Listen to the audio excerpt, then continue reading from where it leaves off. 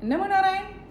किस्सा कहानी में एक ऐसी महिला की कहानी पर हम बात करेंगे जो आज से लगभग 200 साल पहले रूस से चलकर भारतीय जो प्राच्य विद्या अध्यात्म विद्या है उसके प्रति खिंचाव के चलते अपना वहाँ राजसी जीवन छोड़कर कष्ट सहते हुए भारत आई और उसके बाद उसने भारत में हिमालय में जाकर अपने गुरु से दीक्षा ली और गुरु से अध्यात्म विद्या की साधना सीखी, साधना करी, एक महान संत के रूप में, एक साधिका के रूप में एस्टैब्लिश हुई और उन्होंने भारतीय प्राच्य विद्या अध्यात्म विद्या के लिए उन्होंने बहुत कुछ लिखा और उसका नाम दुनिया में फैलाया।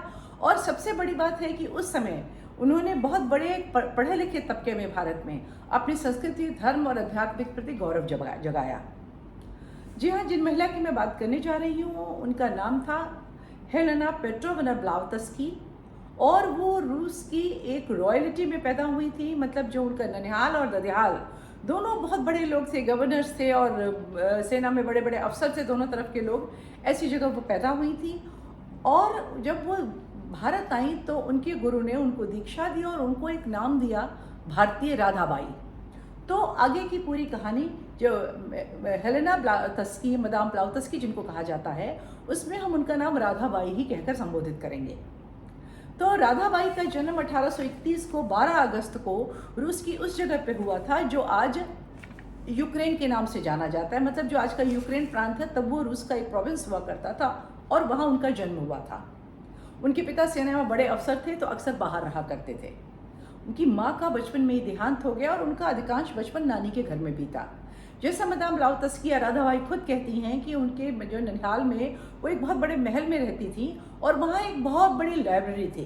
उस समय जो रूस का एलीट क्लास था वो पढ़ने लिखने, कविता, कहानी, संगीत में बहुत रुचि लेता था, बहुत सुसंस्कृत थे। तो वहाँ एक बहुत बड़ी लाइब्रेरी थी जहाँ उनको दुनिया भर की किताबें पढ़ने को मिलती थी। तो राधाबाई की फॉर्मल एजुकेशन बहुत ज़्यादा नहीं हुई थी, लेकिन वहाँ उन्होंने बहुत कुछ पढ़ा और उनको पढ़ाने के लिए ट्यूटर्स भी आते थे। इसके अलावा एक और ख़ास बात थी, जैसा कि आप सुनते होंगे यूरोप के पुराने महलों में अक्सर कुछ कमरे बंद होते हैं, कहते हैं वहाँ पैरानॉर्मल एक्टिविटीज़ होती हैं। ऐसा उस महल में भी था जिसमें राधाबाई को जरूरत से ज़्यादा रुचि थी। शुरू से ही लोग देखते थे कि राधाबाई का जो व्यक्तित्व था बच्ची का और उसकी जो सराउंडिंग थी वो कहीं ना कहीं एक रहस्यमयी होती थी। ऐसा लगता था कोई रहस्यमयी चीज़ उसके साथ है या कोई शक्ति उसके अंदर है, लेकिन लोग उसको ज़्यादा समझ नहीं पाते थे। अब उनके पिताजी तो दूर रहते थे, वो नाना नानी की जिम्मेदारी थी। जब वो 17 वर्ष की हुई तो ये सोचा गया कि अब इनका ब्याह कर देना चाहिए। लेकिन उनको जो था वो अध्यात्म विद्या के प्रति बहुत ज़्यादा उनको लगन थी और वो जो कुछ भी उस समय का वहाँ सीन था, मतलब यूरोप में और अमेरिका में भी अध्यात्म के नाम पर जो लोग इसको स्पिरिचुअलिटी कहते थे, एक्चुअली वो स्पिरिट यानी आत्मा की बात होती थी। वो लोग जिसको अगर हम सीधे साधे भारतीय शब्दों में कहें तो वो लोग प्रेतवाद पे बहुत यकीन कर रहे थे और उस पर जानना चाहते थे। तो जो राधाबाई थी उनको भी समझ नहीं आ रहा था, लेकिन उनको ऐसा लगता था जो ये हो रहा है इससे ऊपर कोई ताकत है, कोई एक सुप्रीम ताकत है जिसकी ओर उनका झुकाव था, लेकिन वहाँ उन्हें समझ नहीं आ रहा था।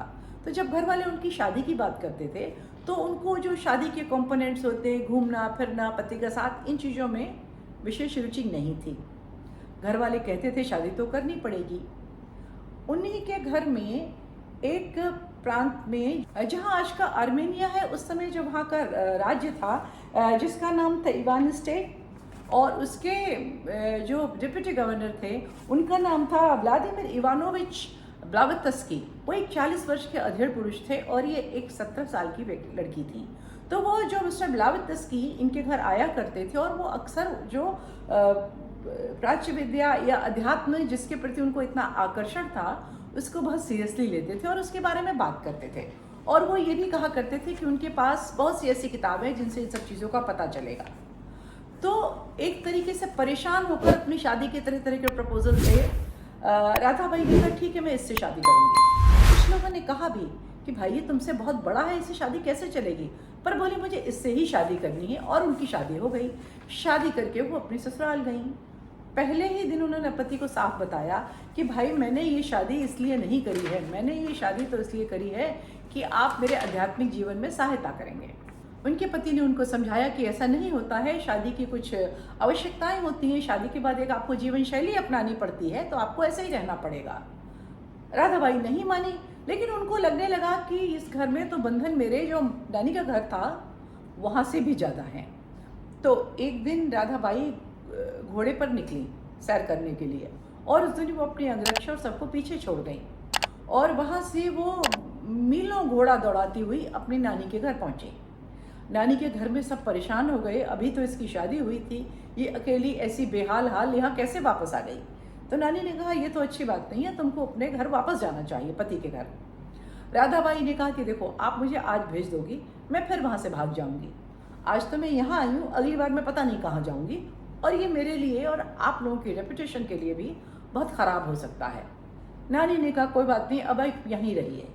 लेकिन एक ख़ास बात यह है कि मिस्टर जो ब्लावत्स्की थे और राधाबाई की जो शादी थी वो जीवन भर कायम रही। जब 58 साल की उम्र में, 59 साल की उम्र में उनकी मृत्यु हुई, तब तक वो श्रीमती ब्लावत्स्की ही थी। खैर, अब हम वापस अपनी कहानी के वहीं पर आते हैं जहाँ पर थे।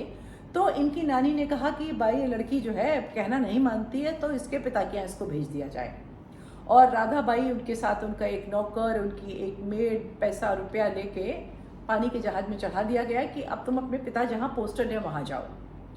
वहाँ जाने का जो रास्ता था उसमें कुछ हिस्सा समंदर से जाना था, फिर कुछ हिस्सा ज़मीन पर, मतलब सड़क के रास्ते से भी जाना था। इस्तांबुल में जाकर जब इनका जहाज़ रुका तो वहाँ पर जब वहाँ उनका जहाज़ रुका तो उन्होंने अपने नौकरों को और उनको सबको नीचे भेजा कि भाई जाके कुछ रहने वहने का इंतज़ाम करो। वो चले गए। इन्होंने, जैसा खुद ये कहती हैं कि इनके पास जो पैसा था उससे थोड़ा सा ब्राइब दिया जहाज़ के कप्तान को और वहाँ से निकल ली। वहाँ से वो निकली, इंग्लैंड की ओर चली गई और लोग उनको ढूंढते रह गए। बाद में उन्होंने एक पत्र लिख के अपने पिता को खबर करी। शायद उनके पिता ने उनको फिर पैसे भेजे जिससे उन्होंने अपनी वहाँ की यात्रा करी। लेकिन शुरुआती दिनों में जब वो इंग्लैंड में थी तो उनको बहुत दिक्कत थी। उनके पास पैसे नहीं थे ज़्यादा पर्याप्त, थोड़े बहुत जो पैसे थे वो ख़त्म हो गए थे। पैसों की इतनी तंगी थी कि एक जगह एक इनामी प्रतियोगिता रखी गई थी एक घोड़े को कंट्रोल करने की। बड़ा खतरनाक और खूनी घोड़ा था। राधाबाई ने जाकर उसको कंट्रोल किया और वो पैसे लेके आई। बाद में जो वहाँ की काउंटेस थी, वहाँ की काउंटेस जो थी वो उनके पुरानी पारिवारिक मित्र थी, उन्होंने इनको सहारा दिया। फिर जो रशियन राज परिवार के कुछ लोग वहाँ आए, उनके साथ मिलकर इन्होंने पूरा यूरोप घूमना शुरू किया। पूरा यूरोप घूमा। इंग्लैंड में ही इनको जो एक सिद्ध पुरुष, कोई महात्मा इनको सपने में बचपन से दिखाई दिया करते थे। जब वो घोड़े से गिरी थी, बचपन में उनके संग दुर्घटना हुई थी, तभी भी वो महात्मा ने उनको बचाया था। तो उन महात्मा के इनको दर्शन हुए। कुछ साधना की बातें, उन्होंने साधना सिखाई। और जब ये बोली कि मैं भारत चलना चाहती हूँ, तो उन्होंने कहा नहीं, अभी तुम भारत नहीं आओगी, अभी तुम्हें कम से कम यहाँ पर 30 साल घूमना है, अपने आप को अपने एक्सपीरियंस से इनरिच करना है, उसके बाद सही समय में तुमको बुला लिया जाएगा। वो घूमते फिरते इंग्लैंड से फिर वो अमेरिका पहुंची। अमेरिका में उस समय प्रेतवाद का बड़ा बोलबाला था और इनके पास कुछ साइकिक पावर्स थी जिनको इन्होंने इस्तेमाल किया तो लोग, प्रदर्शन हुआ, लोग इनसे बहुत इम्प्रेस्ड हो गए।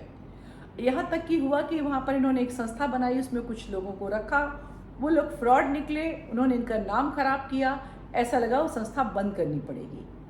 बाद में वहीं इनको कर्नल ऑलकॉट मिले, A.O. ह्यूम मिले और इन लोगों ने थियोसॉफिकल सोसाइटी की करीब 1871 में नींव रखी। इसके बाद इनके गुरु ने कहा अब तुमको भारत आना पड़ेगा और तिब्बत जाना होगा। तो वो अपने 2 मित्र जो थे जिनको भारत में बड़ी रुचि थी उनके साथ आई और तिब्बत में अपने गुरु के पास पहुंची। वहाँ अपने गुरु के गुरु और गुरु भाइयों के साथ ये रही और इनकी शिक्षा दीक्षा हुई। वहीं इनको साइकिक तरीके से, अलौकिक तरीके से इंग्लिश बोलना सिखाया गया, क्योंकि इनको आगे चलकर इंग्लिश में ही बहुत काम करना था, लिखना था। और भारत में भी अगर काम करना है तो वहाँ एलिट क्लास और जो अंग्रेज थे, तो अंग्रेजी आनी तो बहुत ज़रूरी थी। उस समय तक इंग्लिश जो थी वो स्टैब्लिश थी भारत दुनिया भर में। इसके बाद फिर ये वापस यूरोप चली गई और यूरोप अपने घर पहुंची। बहुत साल बाद लोग उनको देख के बहुत खुश हुए। वहाँ पे फिर ये इन्होंने दुनिया में घूम घूम के बहुत तरीके के जो साइकिक एक्सपीरियंसेस होते हैं, जो तरह तरह के तंत्र मंत्र होते हैं, उनका अनुभव किया। अब कहा यह जाता है कि अगर आपको अपनी साधना करनी है तो आपको एक तरीका मालूम होना चाहिए, लेकिन अगर आपको गुरु बनना है तो आपको बहुत से तरीके मालूम होने चाहिए। वहीं पर उन्होंने अपनी 2 कालजयी किताबें लिखनी शुरू करी। एक थी आइसिस अनवेल्ड और थी the secret doctrine. Isis unveil जो थी वो किताब जो उन्होंने क्या उनकी संस्था होगी, थियोसॉफिकल सोसाइटी की जो उन्होंने स्थापना की थी, तो थियोसॉफी के मूल सिद्धांत क्या होंगे उसके बारे में लिखी थी। और जो सीक्रेट डॉक्ट्रिन थी, सीक्रेट डॉक्ट्रिन प्राच्य विद्या, भारतीय प्राच्य विद्या के बारे में थी। हिंदुइज्म और बुद्धिज़्म में इनके जो थे उसमें मूल चीज़ें थी, उसमें बड़ी इंटरेस्टिंग चीज़ें थी। मसलन इसके पहले वैज्ञानिक पता लगाते, उसके 10 साल पहले इन्होंने बता दिया था कि जो एटम होता है वो लचीला होता है और आगे उसको विभाजित किया जा सकता है। खैर बाद में वैज्ञानिकों ने पता कर लिया और सिद्ध कर दिया, करके दिखाया लैब में, लेकिन 10 साल पहले उन्होंने अपनी किताब में लिख दिया था। और उनका मुख्य मानना था, जैसे बनारस के स्वामी विशुद्धानंद जी कहते थे, कि किसी भी मतलब मॉलिक्यूल्स जो होते हैं, जो एटम्स होते हैं वो एक ही होते हैं, उनको डिफरेंट तरीके से जब एडजस्ट किया जाता है तो अलग अलग चीज़ें बन जाती हैं और वो अपनी मानसिक शक्ति से ऐसा कर सकती थी। और उनकी जो साइकिक पावर्स थी, बहुत चीज़ें, टेलीपोर्ट था, उसमें क्लियर वॉइंस था, जो आप आगे जब इसके बारे में पढ़ेंगे तो आपको पता चलेगा। बहुत तकलीफ कठिनाई से उन्होंने अपना काम करना शुरू किया। इसके बाद वो उस समय का जो ईसाई धर्म था उसके पाखंडों को बहुत नापसंद करती थी और उसके बारे में खुलकर बोलती थी और भारत का धर्म और ईसाई धर्म को विज़ खड़ा करती थी, जिसकी वजह से उनको जो था ईसाइयों का और ब्रिटिश सरकार दोनों का बहुत विरोध झेलना पड़ा। उस सब के बावजूद करीबन इन्होंने माना जाए तो 150 साल पहले अड्यार में भारत का पहला जो था थियोसॉफिकल सोसाइटी का सेंटर बनाया और दक्षिण भारत में इनके अनेक सेंटर बन गए। इनका प्रभाव लंका तक पहुंचा। लंका जैसे छोटे द्वीप में इनके 7 सेंटर थे। तो इस तरह से राधाबाई ने इस काम को आगे बढ़ाना शुरू किया। अब जो इनकी किताबें थी, जो इनका व्यक्तित्व, ये 2 तरीके से राधाबाई जो थी, जितना बड़ा इनका व्यक्तित्व था और जितना इनका काम था, उसको कभी भी रिकॉग्निशन नहीं मिल पाई। उसकी 2 वजहें थी। पहली बात तो उस समय जो वहाँ पे ईसाई मिशनरी थे और ब्रिटिशर्स थे, वो लगातार इनके पीछे पड़े रहते थे और इनके खिलाफ आर्टिकल लिखते रहते थे, जिसमें वो आरोप लगाते थे जिनको वो कभी सिद्ध नहीं कर पाते थे और राधाबाई उनको यूँ चुटकी बजाते हुए डिबंक कर दिया करती थी। उसके बाद जब आज़ाद भारत में भी उनका जो प्राच्य विद्या के ग्रंथ थे जो उन्होंने लिखा था, खासतौर पर उनकी वो किताबें जो सीक्रेट डॉक्ट्रिन है, उसको वो मान्यता नहीं मिल पाई, उसको वो लोकप्रियता नहीं मिल पाई जो मिलनी चाहिए थी। उसकी पहली वजह तो ये थी कि वो ईसाईयत के खिलाफ थी, जो कि बाय डिफ़ॉल्ट उस समय सबके ऊपर राज कर रहा था। दूसरी बात ये थी कि जिस तरीके से पिछले बहुत से सालों में, या भारत में तो शुरू से ही चल रहा था, आज़ादी के बाद भी चलता रहा, एक किस्म का नैरेटिव लेके चलने की बात थी। तो उस नैरेटिव पर इनकी बातें सूट नहीं करती थी। जब ये बात करती थी कि भारत की प्राचीन विद्या की, हिमालय में रहने वाले साधकों की, तिब्बत के योगियों की और उसकी महानता की, दर्शन की, तो एक बहुत बड़ा तबका था जो इंटेलेक्चुअल तबका भी था, जिसको ये सब बिल्कुल पसंद नहीं आता था। इसलिए इनको उठाकर इतिहास के बंद बक्से में डाल दिया गया। उसी तरीके से जिस तरीके से महामहोपाध्याय गोपीनाथ कविराज की किताबें हैं, कहाँ प्रिंट होती हैं, उनके बारे में न कोई काम करता है, न देखने को मिलती हैं। तो राधाबाई, मदाम ब्लावत्स्की से राधाबाई बनने की ये कहानी थी। बाद में उन्होंने अड्यार में अपना शरीर छोड़ा। अगर राधाबाई के बारे में आप ज़्यादा जानना चाहते हैं तो मैं एक किताब का लिंक आपको डिस्क्रिप्शन में दूंगी, जिसको आप मंगाकर खरीद कर पढ़ सकते हैं। राधाबाई की कहानी आपको कैसी लगी कमेंट में ज़रूर लिखिएगा। कुछ अच्छा नहीं लगा तो ज़रूर लिखें, अच्छा लगे तो भी लिखें। लाइक करें, सब्सक्राइब करें, फॉरवर्ड करें। अगले किस्से तक नमस्कार।